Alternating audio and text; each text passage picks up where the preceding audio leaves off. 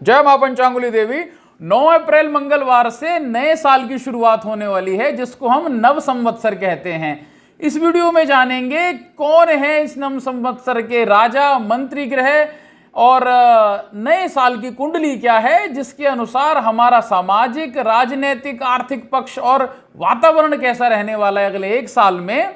और कुछ प्रमुख घटनाओं के बारे में भी बात करेंगे। बहुत सार में वीडियो बनाएंगे, जरूर देखिएगा।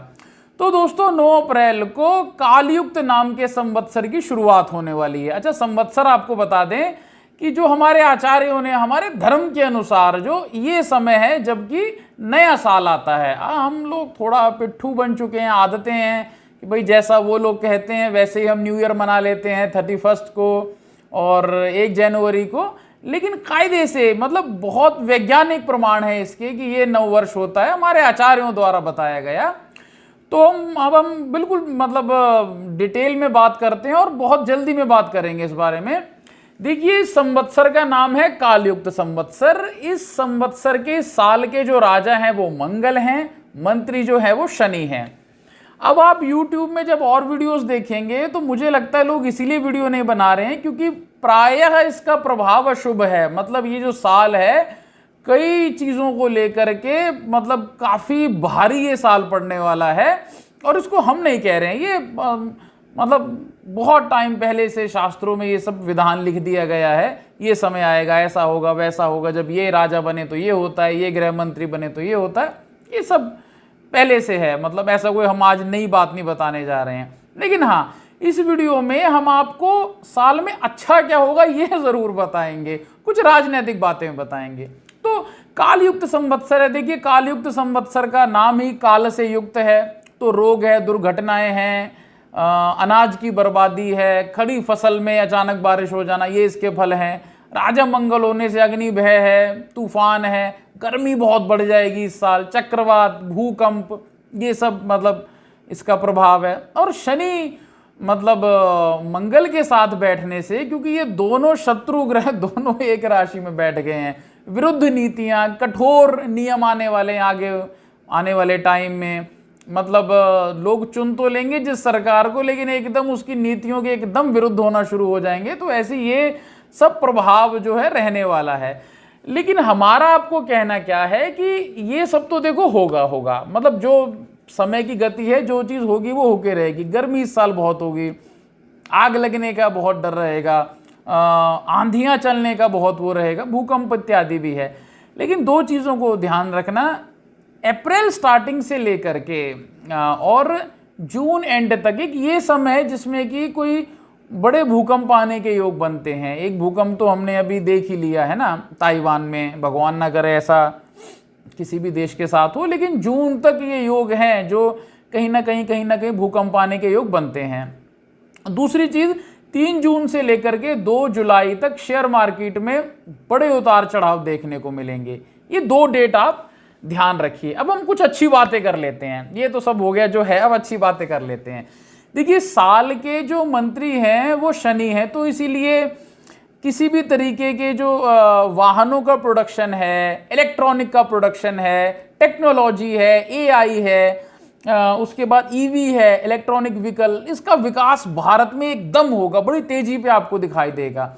आप देखेंगे कि आईटी से, टेक्नोलॉजी से जुड़ी हुई चीज़ें जिस पर भारत बाहर के देशों पे निर्भर था, हम देखेंगे कि इस साल वो सब चीज़ें यहाँ बननी शुरू हो जाएंगी। बड़े मतलब प्रोडक्शन इस साल यहाँ इस देश में हमारे होने वाली। दूसरी चीज़, मंगल राजा हैं, तो अब मंगल राजा होने से क्या जो अच्छे प्रभाव क्या रहेंगे, एक तो हमारे जो रक्षा नीतियाँ हैं उसमें बढ़ोतरी होगी, हमारी सेना में बढ़ोतरी होगी।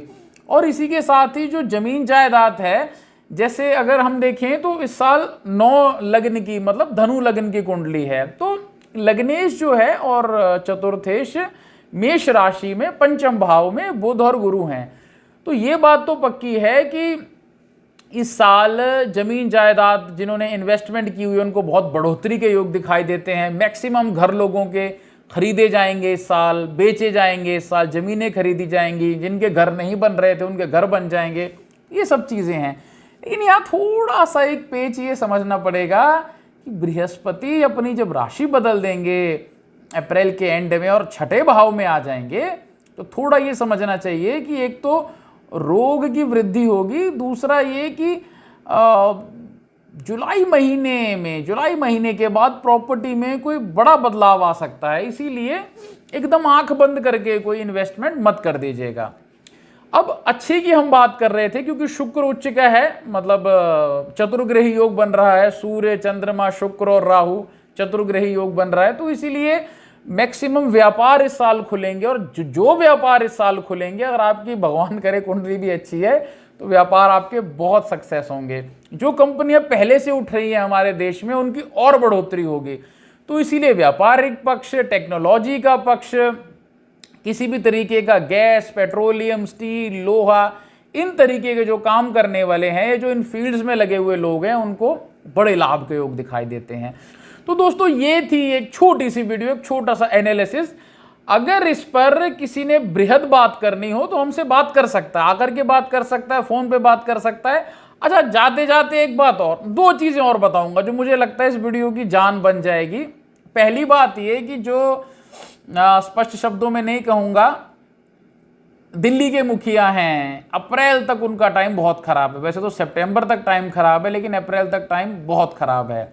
दूसरी बात, किसी पार्टी के पक्ष में नहीं बोलूंगा, ना ही मैं अभी किसी पार्टी की तरफ इतना झुकाव मानता हूं, अपना व्यक्तिगत ये मेरी राय है।